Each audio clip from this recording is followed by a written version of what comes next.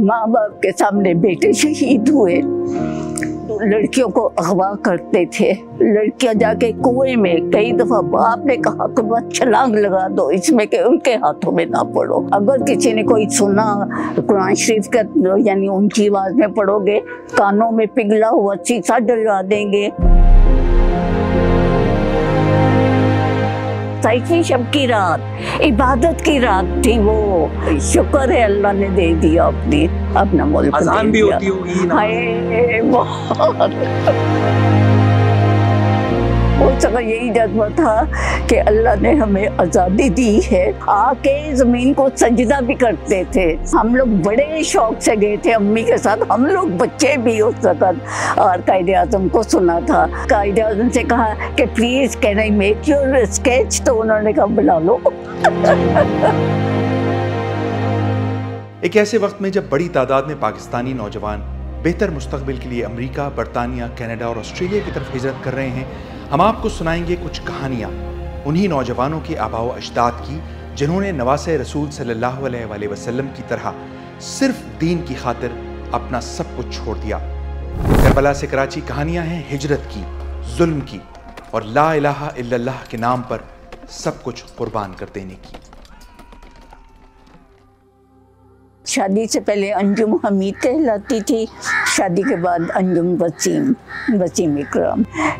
मेरा ददियाल जो था वो झंग से रखता था ताल्लुक, और ससुराल जो था वो गुजरमाले के पास से। मेरे अब्बा जी की पोस्टिंग पहले ही लाहौर में हो चुकी थी इंडिया के ज़माने में, और हम लोग लाहौर में थे। मेरे अपने मियाँ और उनके बड़े भाई ये लोग अमृतसर में रह गए थे। मेरे फादर इन लॉ जो थे वो कमिश्नर थे, तो इंडिया के ज़माने में उनकी पोस्टिंग दिल्ली में हुई थी, और वहाँ ये लोग अपना कॉलेज में पढ़ रहे थे। तो पार्टीशन से पहले मेरे फादर इन लॉ की तब्दीली कराची हो गई, तो ये फैमिली लेके कराची आ गए, और दोनों लड़के जो थे बेटे उनको हॉस्टल में दाखिल किया, भी पढ़ाई कंप्लीट कर लो तो फिर आना। तो वो वहाँ फंस गए थे। फिर बड़ी मुश्किल से उन्होंने अपने आप को बचाया। कोई हिंदू था कि चेक था तलवार लेके इनके पीछे भाग रहा था, तो इन्होंने कहीं छुप के अपनी जान बचाई। फिर बस से ट्रेनें आती थी और बसें भी आती थी, तो बसों में बैठ के ये आए, और मेरे father in law mother in law बेचारे रोज जाके खड़े हो जाते थे, शायद इस बस में से उतर रहे हैं शायद।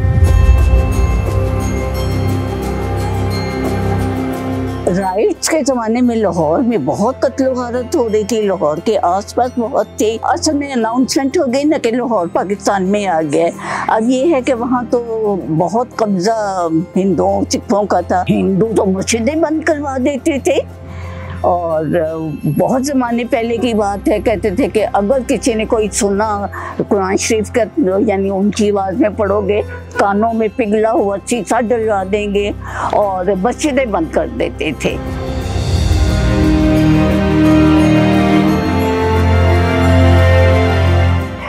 ये बलवाई जो थे हिंदू सिख वगैरह ये छुपे हुए होते थे, और जैसे ही वो कोई देखते थे कि मौका है तो हमला कर देते थे। तो माँ बाप के सामने बेटे शहीद हुए। और अब ये भी बता दो, लड़कियों को अगवा करते थे, लड़कियां जाके कुएं में, कई दफा बाप ने कहा कि बस छलांग लगा दो इसमें कि उनके हाथों में ना पड़ो। तो ये जुल्म हुए, बहुत हुए जुल्म। यानी सगे माँ बाप के पता था ये लड़की बेचारी पड़ गई थी एक सिख के हाथों में, वो ले गया इसको, और बच्चा भी शायद हुआ या कोई, यानी बकायदा रहे मियाँ बीवी बन के। बाद में हुकूमत ने बहुत ये किया कि जो लड़कियां ऐसे अगवा करके ले जाई गई हैं वो प्लीज़ वापस कर दो। वो लड़की भी वापस आई थी, लेकिन माँ बाप ने रिश्तेदारों के डर के मारे कि हाय लोग हमें क्या कहेंगे, उसको कहा नहीं हम नहीं तुम्हें रख सकते, जाओ कहीं नौकरी करो, अपना पालो अपना खुद ही। ऐसे भी वाक़यात हुए। आके बलवाइयों ने हमला किया लड़कियों के हॉस्टल के ऊपर, निकल के कमरों में से भागी कि कहीं जाके पनाह मिले। तो 2-3 तो बेचारी जख्मी हुई, 2-4 गिर के मर भी गई, एक को तो गेट के ऊपर मारा। बड़े ही अफसोस लगा इस तरह से। तो मेरी बहन भी भागी, लेकिन अल्लाह का शुक्र है कि बच गई। प्रिंसिपल जो थे वो मेरे अब्बा जी के दोस्त थे, तो उन्होंने कहा कि सोफा तुम मेरे घर चलो, अपने घर ले गए थे। तो फिर उन्होंने अब्बा जी को इन्फॉर्म कर दिया और खबरें मिलती थी ऐसे। तो दोनों मामू और मेरे अब्बा जी ने पास लिए, कर्फ्यू लगा हुआ था तो कर्फ्यू के लिए पास लिए और जीप में गए और जीप से ऐसे बाहर हाथ करके पास सारे सिपाहियों को दिखाते जा रहे हैं, वरना वो तो गोलियां मारते थे कि कौन निकले बाहर। तो ये अमृतसर पहुंचे और फिर अब मेरी बहन को लेके आए। तो देखे वो फिर मियाँ बीवी कितने अच्छे थे जिन्होंने रखा मेरी बहन को।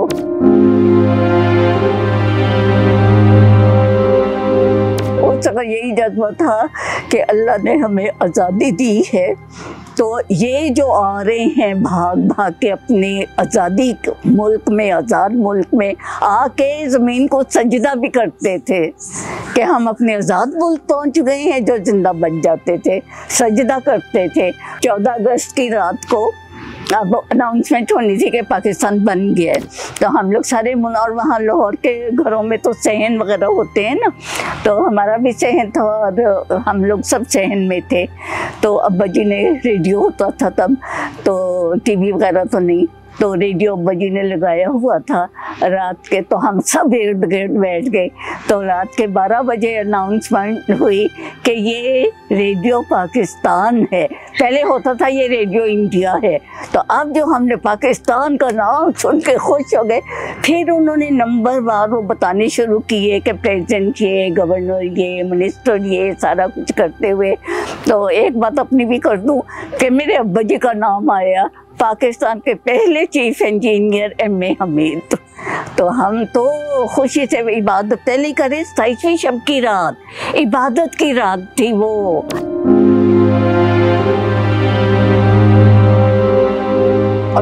अम्मी की जाके अलमारी खोली, सब्ज रंग की साड़ी निकाली, सफेद रंग की चादर उठाई, काट के उन्होंने पूरा वो इतना बड़ा परचम बना लिया और धागे के साथ मेरी बहन ने बैठ के तो पाकिस्तान का नाम लिखा। और ये सीढ़ियाँ चढ़ के छत पे जाके इन्होंने यानी 12 बजे रात के ही ये सुन के आज़ाद हो गया लगा दिया। हमारा सेवनी वाले घर में हिंदू रहते थे जो अभी शिफ्ट नहीं हुए थे, तो उनकी बैल्कनी रोशन थी और नजर आती थी, तो वो खड़े हैरान यूँ देख रहे हैं कि ये क्या होते कायदे आज़म ने एक हॉल में तकरीर करनी थी और लेडीज सिर्फ, तो हम लोग बड़े शौक से गए थे अम्मी के साथ, हम लोग बच्चे भी उस वक्त, और कायदे आज़म को सुना था और इससे हमारी अकीदत है। और कॉलेज के लड़के मेरे भाई उसका स्टूडेंट थे, तो स्टूडेंट्स को भी बहुत शौक था कायदे आज़म से मिलने का, जाते थे फिर उनकी तस्वीरें बनाते थे कभी खींच के, और कभी मेरे भाई को स्केचिंग का बहुत शौक था, तो उन्होंने कायदे आज़म से कहा कि please can I make your sketch, तो उन्होंने कहा बना लो।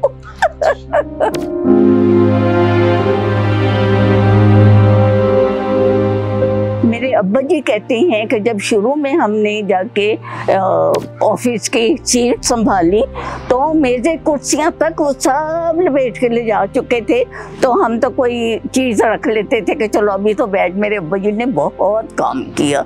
चीज़ें हम बाजार से ऐसे नहीं खरीद सकते थे बड़े लोग कि जाके ख़रीद लिया, खाने का वो राशन कार्ड बनता था और वो इतना कम होता था कि मुश्किल से पूरा होता था। उस वक़्त की तालीम बेहतर थी क्योंकि दिल में जज्बा था, शुक्रगुजारी का जज्बा था कि अल्लाह ने हमें आज़ाद मुल्क दिए, तो हम इसका, और मुसलमान हैं हमको इस्लामी मुल्क मिल गया। अब हम चाहे नमाजें पढ़ें, कुरान शरीफ की तिलावत करें, कोई हमें मारेगा नहीं।